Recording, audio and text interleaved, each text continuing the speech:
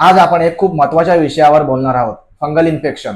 तुम्हाला तर माहितच असेल, फंगल इन्फेक्शन हा त्वचेसंबंधित खूप कॉमन आजार आहे, ज्याला आपण मराठीत गजकरणं, नायटा या नावाने ओळखतो।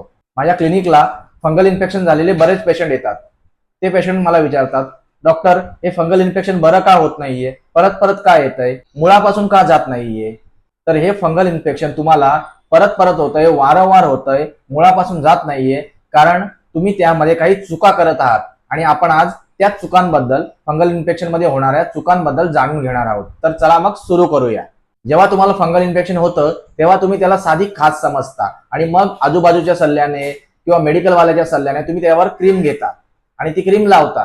त्याने तुमचा आजार बरा होतो, फंगल इन्फेक्शन कमी होतं। पण क्रीम लावली की बरं आणि क्रीम लावायची बंद केली की परत आहे तसंच येतं। क्रीम बंद केली की त्रास परत सुरू। तुम्ही विचार करता, जाऊ दे, डॉक्टरकडे कशासाठी जायचं, एवढ्याशासाठी होईल या क्रीमनेच बरं हळूहळू। पण ते त्या क्रीम पासून काही बरं होत नाही, परत परत येतच राहतं आणि मग तुम्हाला वाटतं की आता मात्र डॉक्टरला दाखवायला हवं। पण याने काय होतं, जे फंगल इन्फेक्शन सुरुवातीला इनिशियल स्टेजेस मध्ये असतं ते तुम्ही त्याला ऍडव्हान्स स्टेजेस मध्ये नेऊन पोहोचवता आणि जे फंगल इन्फेक्शन 3 ते 4 आठवड्यात बरं होणार असतं त्याला तुम्ही 3 ते 6 महिने बरं होण्यासाठी कालावधी लागेल अशा लेवलला पोहोचवता।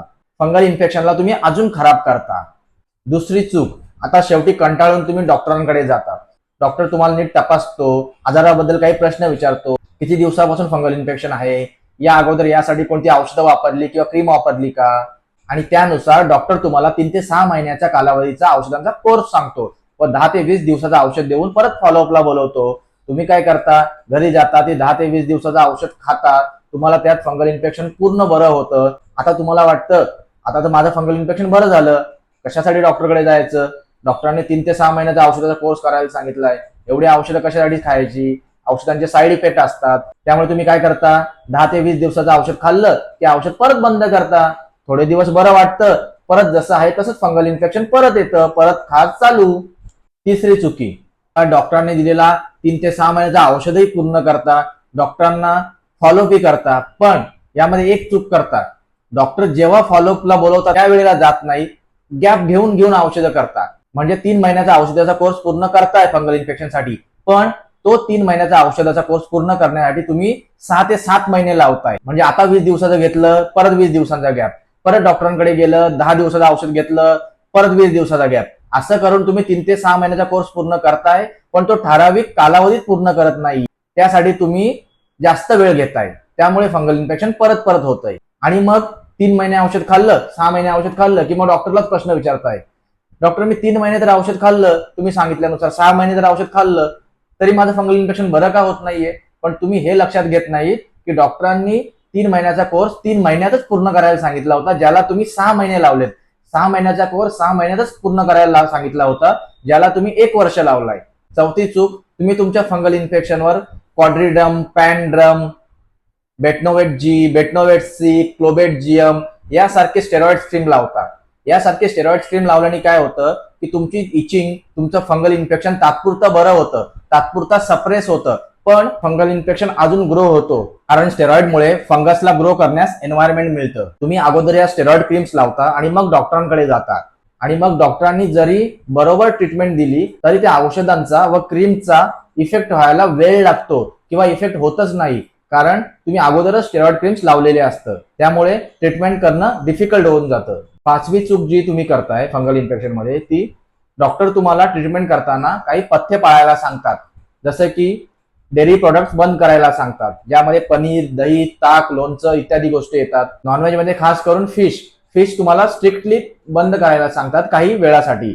परंतु तुम्ही काय विचार करता, थोडंसं खातो, डॉक्टर कुठे बघायला आहेत, थोडंसं खाल्ल्याने काय होणार आहे? पण नाही, ह्या सगळ्या पदार्थांचा फंगल इन्फेक्शन परत परत होण्यात खूप महत्वाचा रोल आहे। हे सगळे पदार्थ फंगल इन्फेक्शनला ट्रिगर करतात।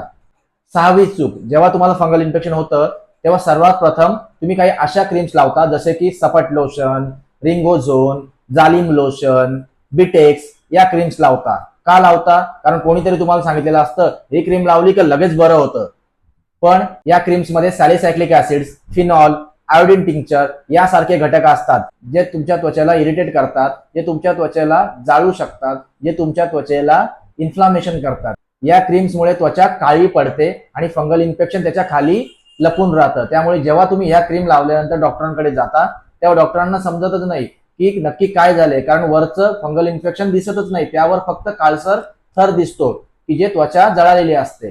सातवी आणि शेवटची चूक जी तुम्ही करताय की तुम्ही तुमचं हायजीन पाळत नाही, तुम्ही स्वतःला स्वच्छ ठेवत नाही. स्वतःला स्वच्छ ठेवण्यासाठी सकाळी व रात्री 2 वेळा आंघोळ करा, अँटी फंगल साबण वापरा, तुमचे कपडे नेहमी प्रेस करून म्हणजे इस्त्री करून घालत जा, त्यामुळे त्यावर जे फंगस असतं ते मरतं. व आपला स्वतःचा टॉवेल, स्वतःचे कपडे वेगळे ठेवत जा, जेणेकरून हे फंगल इन्फेक्शन आपल्या घरातल्यांना होऊ नये म्हणून.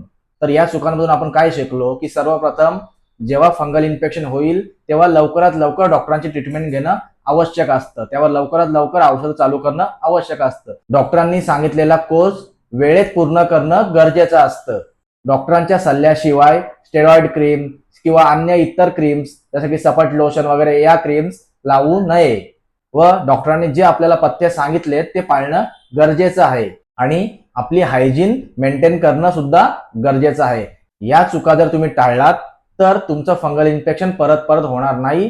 डॉक्टरांनी सांगितलेल्या वेळेत औषधं घेतली, बरोबर फॉलोअप केला तर वेळेतच तुमचं फंगल इन्फेक्शन मुळापासून बरं होईल. हा व्हिडिओ जर तुम्हाला आवडला असेल तर आपल्या मित्रांमध्ये शेअर करा, जेणेकरून त्यांनाही या चुका टाळता येतील.